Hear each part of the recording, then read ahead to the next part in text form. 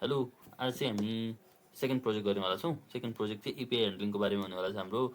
अनि अस्तिको भिडियोमा भन्दा हिजोको भिडियोमा चाहिँ सजिलै थियो प्रोजेक्ट, आज पनि सजिलै छ। आज चाहिँ हामी एपिआई ह्यान्डलिङ हेर्छौँ र त्यसको लागि हामीले स्क्रिनमा हेर्न सक्छौँ वेब ओपन्ड एउटा वेबसाइट जुनमा चाहिँ के लेखेको छ फ्री एपिआई भनेर छ होइन। यसपछि हामी के गर्छौँ त आज भन्दाखेरि एपिआई लिन्छौँ, फ्री एउटा एपिआई लिन्छौँ अनि त्यसलाई चाहिँ कसरी चाहिँ पाइथनमा ह्यान्डल गरिन्छ भन्ने कुरा हेर्छौँ होइन। अब यहाँ हामी के गर्छौँ, एक्सप्लोर पेजमा जाउँ अनि यहाँ टन्नै प्रकारको पेजहरू छन् होइन। हामीले अब के को बारेमा हुनसक्छ भन्दाखेरि हामी के को बारेमा उठाउँछौँ अहिलेको लागि भन्दाखेरि गेट प्रडक्ट्स भनेर एउटा उठाउँ है।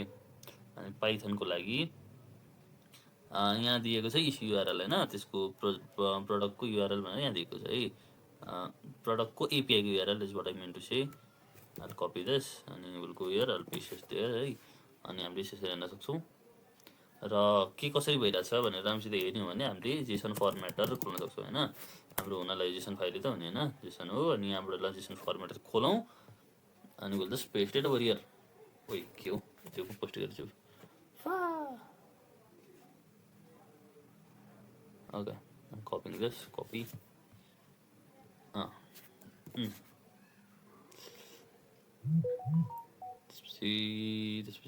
त्यसपछि यहाँबाट हामीले हेर्न सक्यौँ है। अब फर्मेट के को फर्मेटमा हुनसक्छ भन्दाखेरि अब टेक्स्टको फर्मेट हुन सक्ने रहेछ होइन। अनि ट्रीको फर्मेट पनि राख्न सक्छौँ हामीले। के रहेछ हाम्रो डाटा भन्नेभित्र हाम्रो डाटा भन्नेभित्र अझै डाटा छ होइन, जसमा चाहिँ अब्जेक्टहरू छ। अनि अब्जेक्टहरूमा चाहिँ आइडी डाटा यसरी रहेछ है। प्रडक्ट्सहरूको हामीले युज गरेर छौँ त अहिले। अनि आइडी टाइटल यसरी रहेछ यिनीहरू। अब यसमा इमेजहरू रहेछ। हामीले अब यो ट्राई गरेर हेर्छौँ कसरी चाहिँ हामीले गर्न सक्छौँ भनेर है। लेसको हाम्रो पाइथनको कोडमा जाऊँ। यो चाहिँ अगाडि अर्को कोही मैले ट्राई गरेको थिएँ। यसलाई सेभ गरौँ के भनेर भन्दाखेरि एपिआई प्रडक्ट्स भनेर होइन, प्रडक्ट्स डट पाइ।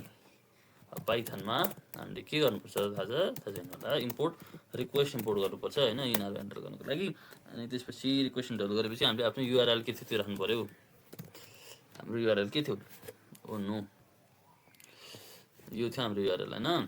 चट्ट यहाँ पेस्ट गर्यो, सेभ गर्यो। अनि त्यसको तलतिर अब तलतिर गएर के गर्नु पऱ्यो, रेस्पोन्स भनेर बनाउनु पर्यो। रेस्पोन्स भनेको चाहिँ के हो भन्दा रिक्वेस्ट डट गेट गर्नु पऱ्यो। हामीले गेट युज गरेर नि त होइन। अब पोस्टहरूतिर पनि हुन्छ प्रकारहरू, तर हामीले अहिले गेस्ट युज गरेका छौँ। डाटा भनेको के हुनु पऱ्यो, रेस्पोन्स जे आइरहेछ नि त्यसको चाहिँ रेस्पोन्समा कन्भर्ट गर्नुपर्छ। किनभने डाटा जुन हुन्छ त्यो यसमा हुन्छ, स्ट्रिङमा हुन्छ है। डाटा स्ट्रिङमा हुन्छ अनि त्यो कन्भर्ट गर्न जेसनलाई कन्भर्ट गर्नलाई चाहिँ हामीले डाटा स्ट्रिङ के अरे डाटा डट जेसन गऱ्यो होइन। हामीसँग जे डाटा छ अहिले त्यो भनेको जेसनमा छ है। अब यहाँ पहिला सुरु हामीले स्टडी गरौँ के छ यसको भन्दाखेरि अब अब्जेक्टभित्र डाटा छ है।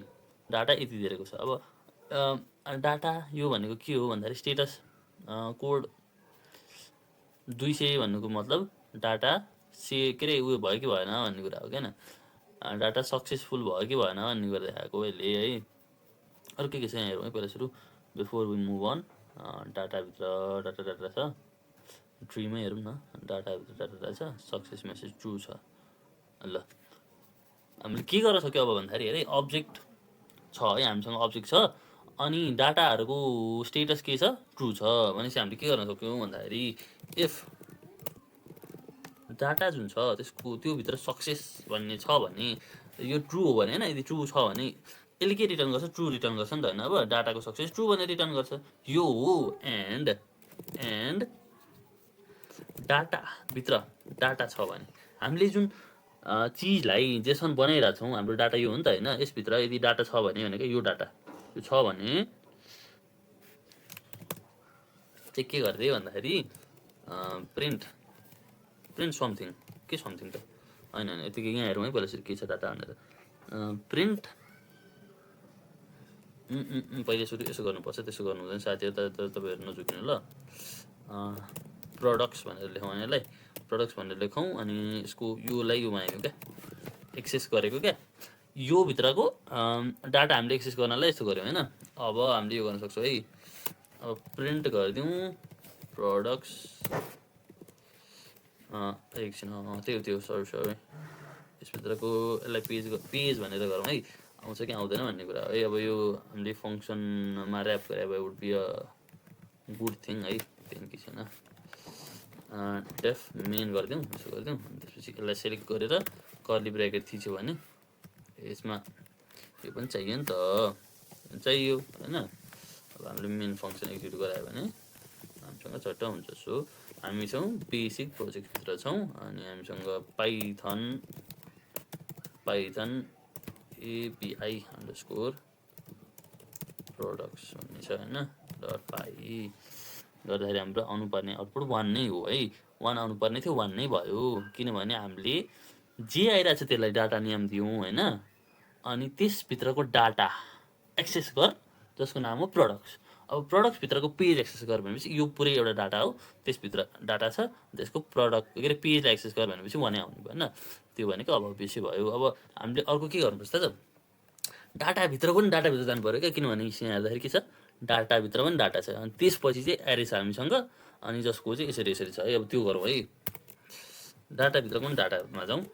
अनि अब त्यो भनेको चाहिँ प्रडक्ट्स भएन, अब हामीले यो एक्सेस गर्न सक्छौँ नि त होइन। अब टाइटल भन्ने त्यही भएर नो के भएछ